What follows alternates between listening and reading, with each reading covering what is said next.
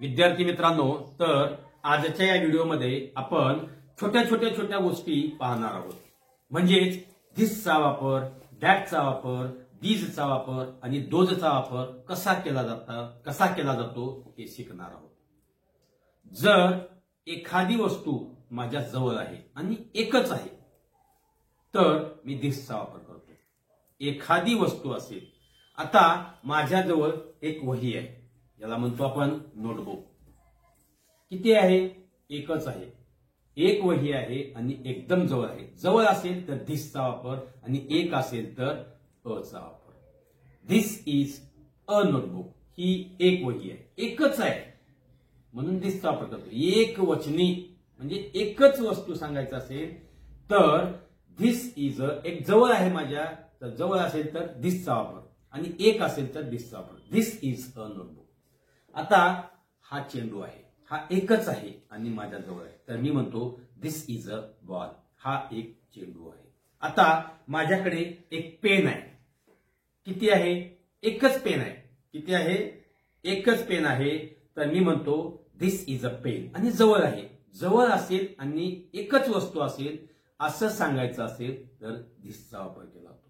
This is a pen, this is a notebook and this is a ball. आता हाच चेंडू लांब असेल, समजा हा चेंडू लांब असेल किंवा दूर असेल तर मी म्हणतो की तो एक चेंडू आहे, दॅट इज अ बॉल. तो एक चेंडू आहे, दॅट इज अ बॉल. आता तिथे एक बाहुली आहे, ती एकच आहे आणि माझ्यापासून खूप अंतरावर आहे, तर मी म्हणतो की ती एक बाहुली आहे, दॅट इज अ बॉल. आता दूर असल्यामुळं मी म्हणतो दॅट. जवळ असेल तर मी म्हटलं असतं धिस. तर लांब आहे आणि एकच आहे म्हणून मी म्हणतो की दॅट इज अ बॉल. आता तिथं एक पाण्याची बॉटल आहे, एकच आहे, तर मी म्हणतो की ती एक पाण्याची बॉटल आहे, that is a water bottle. लांब आहे किंवा दूर आहे आणि एकच असेल तर दॅटचा वापर. एकदम सोप्या पद्धतीचं आहे. प्रत्येक वस्तू असेल, व्यक्ती असेल, कुठलाही प्राणी असेल किंवा जागा असेल एखादी, आपल्याला जर दर्शवायची असेल, एकाच घराविषयी बोलत असल्या आपण आणि दूर आहे, ते घर आहे, मी म्हणतो दॅट इज अ हाऊस. आणि मी म्हटलं हे घर आहे, तर हे म्हणजेच धिस इज अ हाऊस. लांब असेल that is a house. This is a notebook, that is a notebook. एकच असेल तर धिस आणि दॅटचा वापर अशा रीतीने आपण समजून घेऊ शकतो. तर आता आपल्याला समजून घ्यायचंय दीज आणि दोज बद्दल. दीज म्हणजेच दीजचा अर्थ होतो हे, ह्या, ही आणि दोजचा अर्थ होतो ते, त्या, ती. आता आपल्या जवळ समजा सर्वप्रथम आपण दीजचा वापर पाहूया. दीज म्हणजे जवळ असलेल्या अनेक वस्तू सांगण्यासाठी, जवळ असलेल्या अनेक वस्तू सांगण्यासाठी दीजचा वापर केला. अनेक. आता हे जास्त आहेत, मी म्हणतो या वह्या आहेत, तर याला इंग्रजीमध्ये दीज आर नोटबुक्स. या वह्या आहेत म्हणजे दीज आर नोटबुक्स. एकापेक्षा जास्त असतील आणि जवळ असतील तर म्हणतो दीज आर नोटबुक्स.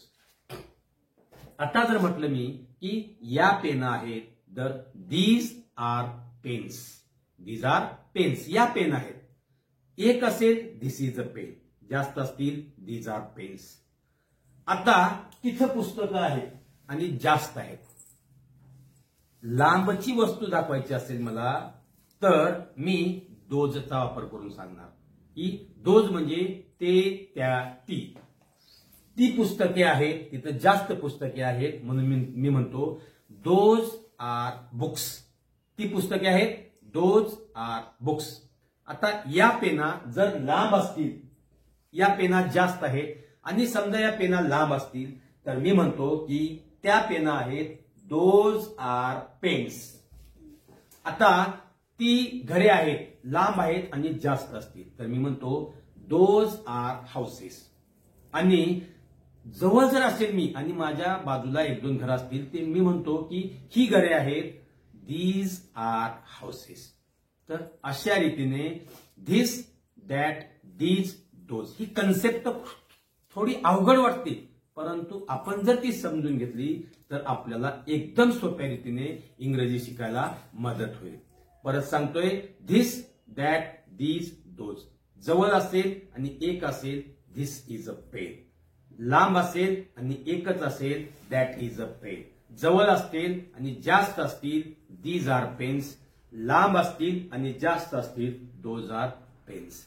तर अशा रीतीने धिस, दॅट, दीज, दोजचा वापर करून आपण इंग्रजी शिकू शकतो.